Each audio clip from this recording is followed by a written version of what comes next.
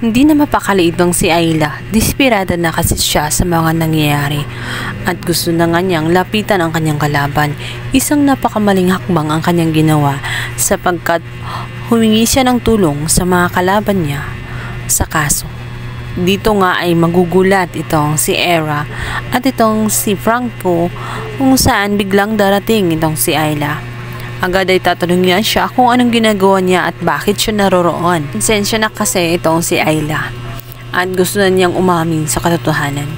Sinabi niya na kung magsasalita ba siya tungkol sa katotohanan ay matutulungan ba siya ng panig nitong si Era. Dito nga ay sinamantala ni Era ang kahinaan nitong si Ayla.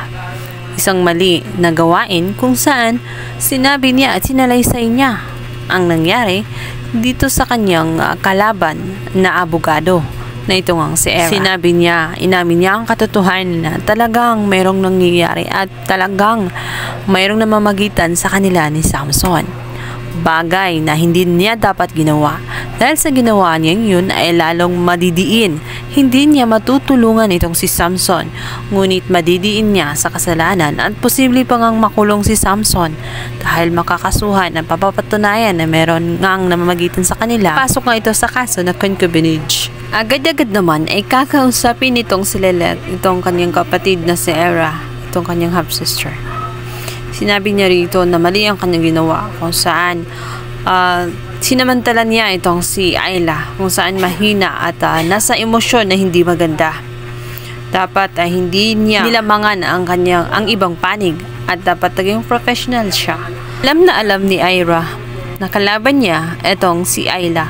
Ngunit bakit ginawa niya na kausapin at suyuin itong si Ayla dahil lamang sa mahina ang kanyang emosyon at para lamang maungusan at malamangan itong si Lilith, bagay na hindi magandang gawain. Sinabi nito na alam niya ang mga rules and regulation bilang mga abogado.